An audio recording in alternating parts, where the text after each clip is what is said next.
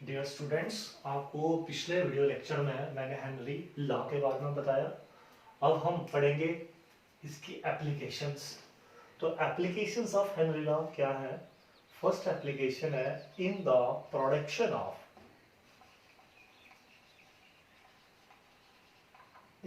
Production of carbonated beverages. ध्यान से सुनिए। कार्बोनेटेड बेवरेजेस में जैसे सॉफ्ट ड्रिंक है या बेयर है, इनमें कार्बन डाइऑक्साइड गैस डिसॉल्व होती है, डिसॉल्व्ड कार्बन डाइऑक्साइड होती है इनके अंदर। इसलिए जब भी इन ल्यूकड या इन बॉटल्स को सील किया जाता है तो अंडर हाई प्रेशर और लो टेम्परेचर के साथ इन बॉटल्स को सील किया जाता है। इसलिए जब हम इन बॉटल्स को नॉर्मल एटमॉस्फेरिक कंडीशन पे ओपन करते हैं तो जो सोल्यूशन के सरफेस के ऊपर गैस होती है वो प्रेशर के साथ सडनली जब आप इसको ओपन करोगे तो प्रेशर के साथ वो गैस बाहर आएगी। प्रेशर के साथ उस गैस ने एस्केप आउट होना है किससे? सोल्यूशन से, जिस कारण साउंड क्रिएट होती है, हिजिंग नॉइस क्रिएट होती है, फिज साउंड क्रिएट होती है। क्यों?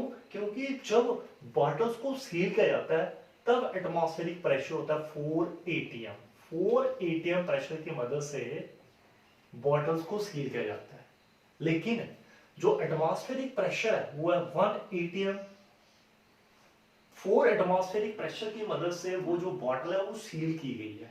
लेकिन नॉर्मल एटमॉस्फेरिक टेम्परेचर कितना है? 1 atm। Normal atmospheric temperature 1 atm इतना है। इसलिए जब हम उस बॉटल को उस नॉर्मल कंडीशन में ओपन करेंगे तो जो प्रेशर है उस गैस का ल्यूकड के अंदर वो काफी हाई है। जब सडनली आप उसको ओपन करोगे तो प्रेशर डिक्रीज होना है और वो जो ल्यूकड होता है, वो जो गैस उसमें डिजॉल्व है उस ल्यूकड के अंदर, वो बबल्स की फॉर्म में एस्केप आउट हो जाती है, बाहर आ जाती है। तो ये फर्स्ट एप्लीकेशन है in the production of carbonated beverages. और यहाँ पे कौन सा यूज हो रहा है? Henry law. Application number second in scuba diver. देखिए, जो सी डाइवर होते हैं जिनको हम स्कूबा डाइवर भी बोलते हैं, जब ये पानी के नीचे जाते हैं तो ये ऑक्सीजन के सिलेंडर कैरी करते हैं। जो ऑक्सीजन के सिलेंडर इन्होंने कैरी किए होते हैं उस कंप्रेस्ड एयर को इन्होंने डाइल्यूट किया होता है। किसके साथ डाइल्यूट किया होता है? नाइट्रोजन के साथ। ब्रीथिंग पर्पस के लिए ये यूज करते हैं। जैसे ये नीचे जाएगा, ये सी डाइवर नीचे जाएगा तो प्रेशर इंक्रीज होगा। प्रेशर इंक्रीज होने के कारण जो कंप्रेस्ड एयर है उस कंप्रेस्ड एयर की जो सॉल्युबिलिटी है उसके ब्लड के अंदर वो इंक्रीज होगी। वो क्या होगी? इंक्रीज होगी। लेकिन जब ये ऊपर की तरफ आएगा तो जो सॉल्युबिलिटी है इन इस कंप्रेस्ड एयर की उसके ब्लड में डिक्रीज होना स्टार्ट हो जाएगी।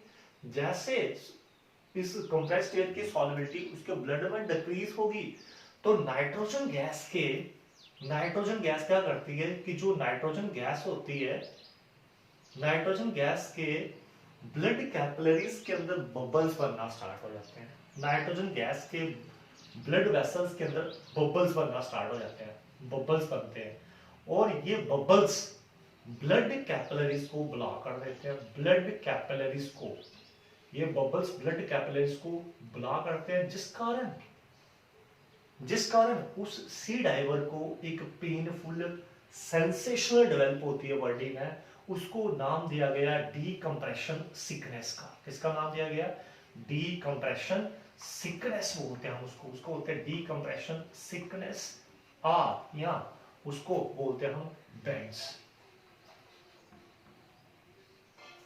लेकिन इस बेंड्स या डीकम्प्रेशन सिकनेस को अवॉइड करने के लिए nowadays sea diver जो एयर इस्तेमाल करते हैं, जो कंप्रेस्ड एयर इस्तेमाल करते हैं, उस कंप्रेस्ड एयर के अंदर ऑक्सीजन, नाइट्रोजन के अलावा ये कौन सी गैस का इस्तेमाल करते हैं? हीलियम गैस का। Application number second, application number third है people living at higher altitude, living at higher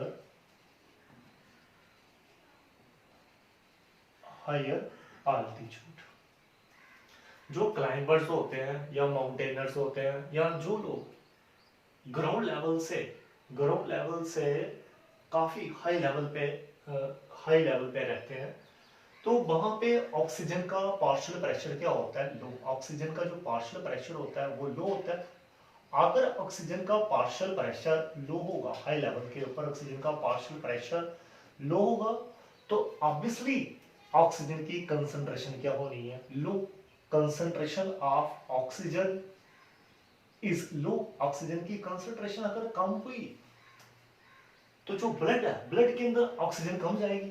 अगर ब्लड के अंदर ऑक्सीजन कम जाएगी तो इसके कारण बॉडी के अंदर कुछ सिम्टम डेवलप होंगे। क्या सिम्टम डेवलप होंगे, वीकनेस आएगी। इसकी वजह से वीकनेस डेवलप होगी बॉडी के अंदर, वीकनेस डेवलप होती है बॉडी के अंदर।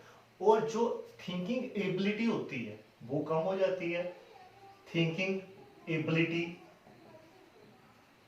रिड्यूस होती है, थिंकिंग एबिलिटी रिड्यूस होती है, जिसको हम कौन सी डिजीज के सिम्टम्स के लिए कैरेक्टराइज करते हैं, उस डिजीज को बोलते हैं हम एनॉक्सिया।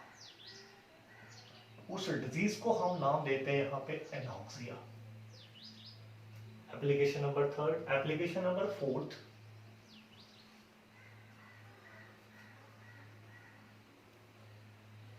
Aquatic life. जो एक्यूटिक एनिमल्स होते हैं ये ज्यादा कंफर्टेबल फील करते हैं कोल्ड कंडीशन में। कोल्ड कंडीशन में ये ज्यादा कंफर्टेबल फील करते हैं, मोर कंफर्टेबल होते हैं, मोर कंफर्टेबल होते हैं कोल्ड कंडीशन में। क्यों कोल्ड कंडीशन में, क्योंकि कोल्ड कंडीशन में जो कार्बन डाइऑक्साइड, जो गैस है, डिसॉल्व्ड ऑक्सीजन है, उसकी जो सॉल्युबिलिटी है वाटर के अंदर वो ज्यादा होती है, टेम्परेचर लो होता है, प्रेशर ज्यादा होता है, जिस कारण ऑक्सीजन की जो सॉल्युबिलिटी होती है उस वाटर के अंदर वो ज्यादा होती है। इस कारण एक्यूटिक लाइफ कोल्ड कंडीशन में ज्यादा कंफर्टेबल फील करती है। लेकिन वार्म कंडीशन में, लेकिन इसके अलावा वार्म कंडीशन में या हॉट कंडीशन में, हॉट कंडीशन में इतना ज्यादा कंफर्टेबल फील नहीं करते। क्यों नहीं फील करते हैं, क्योंकि हॉट कंडीशन में क्या होगा कि जो सॉल्युबिलिटी होगी डिसॉल्व्ड ऑक्सीजन की, जो ऑक्सीजन है उसकी जो सॉल्युबिलिटी होनी है वाटर के अंदर वो कम हो जाएगी, क्योंकि टेम्परेचर बढ़ रहा है। टेम्परेचर बढ़ने के कारण क्या होगा, प्रेशर कम हो जाएगा। अगर प्रेशर कम होगा वहां पे तो ऑब्वियसली ऑक्सीजन की कंसंट्रेशन कम होगी, ऑक्सीजन की कंसंट्रेशन कम होगी तो ऑक्सीजन की जो सॉल्युबिलिटी है वाटर के अंदर वो कम हो जाएगी। तो यहाँ पे कौन सा लॉ वर्क कर रहा है, हेनरी लॉ वर्क कर रहा है। Application number 5,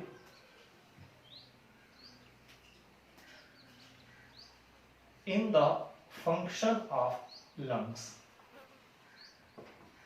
in the function of lungs। जो ऑक्सीजन है, जो ऑक्सीजन हम लेते हैं, ऑक्सीजन कहां पे जाती है, लंग्स के अंदर। लंग्स में ये ऑक्सीजन हेमोग्लोबिन के साथ कंबाइन होके, लंग्स के अंदर ये ऑक्सीजन हेमोग्लोबिन के साथ कंबाइन होके ऑक्सी हेमोग्लोबिन बनाएगी। क्या बनाएगी, ऑक्सी हेमोग्लोबिन। इसके लिए जो हेमोग्लोबिन का एक मॉलिक्यूल होता है वो ऑक्सीजन के 4 मॉलिक्यूल के साथ बाइंड होकर क्या बनाता है, ऑक्सी हेमोग्लोबिन बनाता है। लेकिन जो बॉडी के डिफरेंट टिश्यूज होते हैं, बॉडी के डिफरेंट टिश्यूज है या सेल्स है, इनके अंदर पार्शियल प्रेशर ऑक्सीजन का क्या होता है, लो होता है, जिस कारण ऑक्सी हेमोग्लोबिन से ये ऑक्सीजन रिलीज होती है। ऑक्सी हेमोग्लोबिन से ये ऑक्सीजन क्या हो रही है, रिलीज हो रही है। मींस कि इसकी सॉल्युबिलिटी क्या हो रही है, डिक्रीज हो रही है। कब डिक्रीज हो रही है, जब प्रेशर डिक्रीज हो रहा है। इसकी सॉल्युबिलिटी इंक्रीज हो रही है ऑक्सीजन की, कब इंक्रीज हो रही है, जब प्रेशर क्या था, हाई था, तब इसकी सॉल्युबिलिटी इंक्रीज हो रही थी। अब इसकी सॉल्युबिलिटी डिक्रीज हो रही है, क्यों? क्योंकि टिश्यू या सेल के अंदर इसका पार्शियल प्रेशर क्या है? कम है।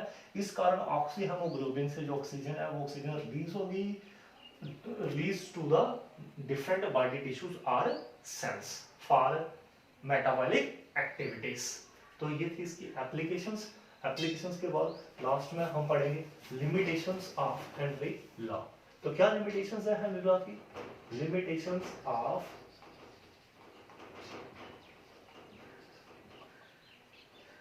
Henry law. Limitation number 1, this law is not suitable for gases which ionize when dissolved in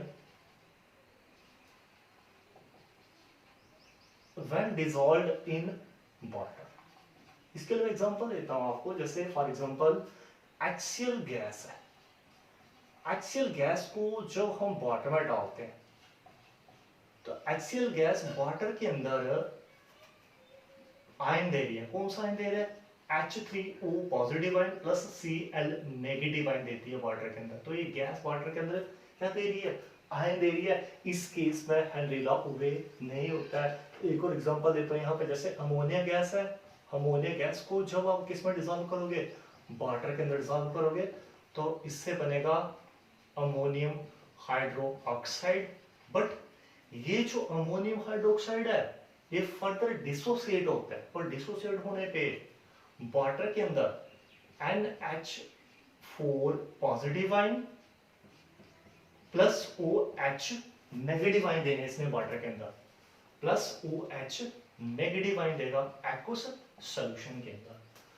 तो फर्स्ट लिमिटेशन ये है, इस केस में ये हेनरी लॉ एप्लीकेबल नहीं है। हेनरी लॉ उन गैसेस के केस में एप्लीकेबल नहीं है जो गैसेस वाटर के अंदर डिसॉल्व होने पे आयनाइज हो जाती है, डिसोसिएट हो जाती है, एसोसिएशन या डिसोसिएशन शो करती है। उन गैसेस के लिए ये हेनरी लॉ एप्लीकेबल नहीं है। Limitation number 1। Limitation number 2, pressure of the gas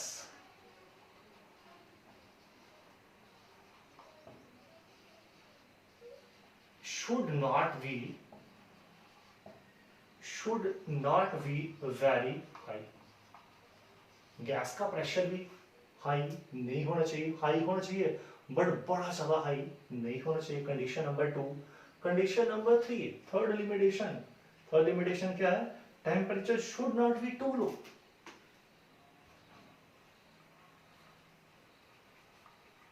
Temperature should not be too low। बिल्कुल लो टेम्परेचर नहीं होना चाहिए। It should be constant.